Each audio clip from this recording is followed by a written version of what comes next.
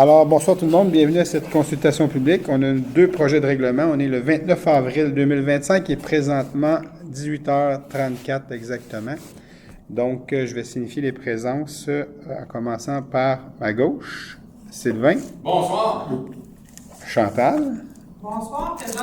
Je vais aller à ma droite maintenant avec Natalia. Bonsoir. Mario. Bonsoir, présent. Mario, tu es à ma gauche. D'habitude, tu me mêles ce soir, Mario. Exactement. T'es comme un frappeur, t'es un bidet. Oui, c'est ça. Faut que je me pratique les deux bords. C'est excellent, ça. Gilles. Bonsoir. Et j'ai Sophie tout près de moi pour... Bonsoir. Et il y a aussi Yacine. Ben oui, Yacine, le chef de division au niveau de l'aménagement du territoire et du développement économique. Yacine qui va nous partager un peu les informations sur les consultations publiques. Il y a deux projets de règlement ce soir, le 1874-25 et le 1875-25. On va commencer par le premier. C'est une bonne chose de commencer par le premier, hein, d'habitude. C'est vraiment une bonne idée. Donc, le premier, c'est le 1874-25 qui modifie le règlement de zonage numéro 1528-17 afin de permettre les unités d'habitation accessoires. Et là, je te lance la balle à toi, Yacine. Il faut que tu l'attrapes. Voilà. Attrapé. C'est bien attrapé. Donc, aujourd'hui, comme M. le maire l'a signifié, on a deux projets de règlement pour notre consultation publique. Donc, le premier étant un projet de règlement qui touche le règlement de zonage, où est-ce qu'on vient inclure des normes pour les unités d'habitation accessoires à même le règlement de zonage. Donc, il y a 3 points importants à cette modification-là. C'est qu'on vient abroger la sous-section traitant des logements additionnels, parce que là, on remplace les logements additionnels par les unités d'habitation accessoires. On vient permettre les unités d'habitation accessoires et à cet effet, on ajoute des sections qui traitent des unités d'habitation accessoires, etc. Et on vient modifier le chapitre sur les terminologies où est-ce qu'on vient enlever des définitions qui avaient un lien direct avec les logements accessoires pour ajouter une définition là, qui a un lien direct avec les unités d'habitation accessoires. En gros, en fait, c'est qu'on vient faire cette modification-là dans un contexte où est-ce que la densification douce devient de plus en plus importante. Le fait de permettre à ce qu'il y ait des logements qui soient ajoutés à des unifamiliales, comme il se fait un peu partout au Québec, que ce soit attaché ou détaché. Bien sûr, il y a des normes très restrictives où est-ce qu'on délimite la superficie, on délimite les marges. Il y a beaucoup de choses qu'il va falloir respecter pour pouvoir avoir accès à ce privilège-là qui est les unités d'habitation accessoires.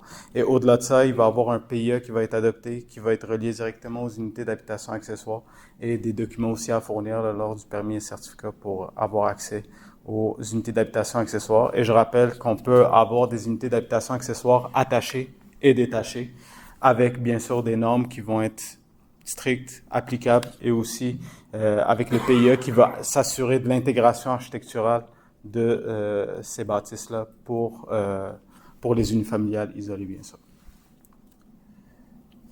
Donc, je te laisse la parole. Le projet contient des dispositions propres à un règlement susceptible d'approbation référendaire sur les articles 2, 3, 4, 5 et 6. C'est tout? Non. Non? Il est possible pour un groupe de citoyens de réclamer une procédure d'approbation pour leur zone ou l'ensemble de la municipalité, le cas échéant, avant l'adoption d'un règlement ayant pour but de modifier certains objets du règlement de zonage. Le recours est réalisable en transmettant au greffier de la Ville une demande à cet effet, signée par les personnes intéressées. À la suite de la présente consultation publique, le Conseil adoptera un second projet de règlement, incluant s'il y a lieu des changements. L'adoption du second projet sera suivie de la publication d'un nouvel avis public sur le site Internet, indiquant l'objet des dispositions susceptibles d'approbation référendaire, quelles personnes intéressées peuvent signer une demande et l'endroit où sont situées les zones visées.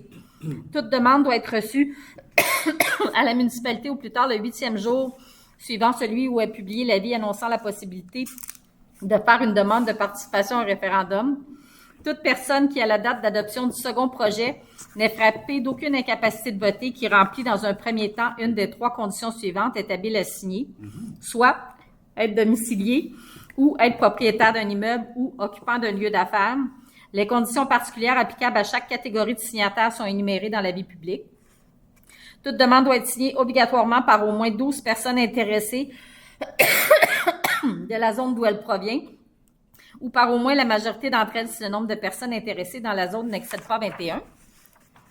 La demande doit indiquer la disposition qui en fait l'objet, la zone d'où elle provient et l'intention des signataires de vouloir soumettre la disposition à l'approbation des personnes habiles à voter.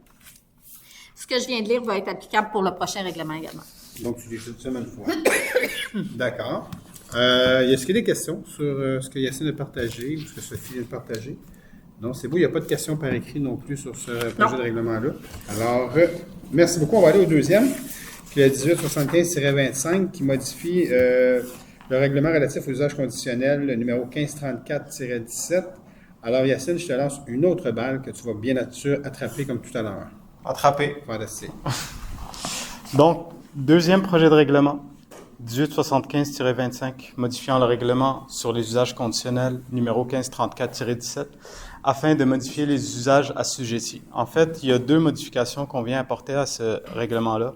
Bien sûr, avec la modification qu'on fait au règlement de zonage, en incluant les unités d'habitation accessoires et en abrogeant les logements additionnels, on vient enlever la section logement additionnel. Le choix qui a été fait par rapport à l'analyse qualitative des unités d'habitation accessoires, c'était d'aller avec le PIA. Donc, pour s'assurer d'une intégration architecturale optimale, surtout dans l'optique où est-ce que tu vas aller chercher une intégration dans un environnement déjà construit. Juste pour votre information, le PIA n'a pas encore été déposé au Conseil, mais vous devriez voir un premier projet à la prochaine séance du Conseil. Donc, deuxième modification, ça c'est plus une modification d'ordre administratif, c'est que la loi sur l'hébergement touristique a changé de nom.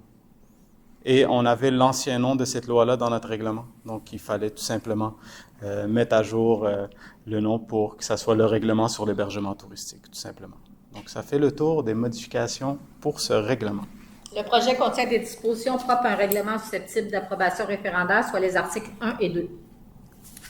Et tu as déjà lu les autres choses. Donc, merci beaucoup, Sophie. Merci, Yacine. Est-ce qu'il y a des questions sur ce projet de règlement, sur la modification? Non. Alors, merci beaucoup tout le monde d'avoir été présent. Je vous souhaite une bonne soirée et à très bientôt. Bye bye.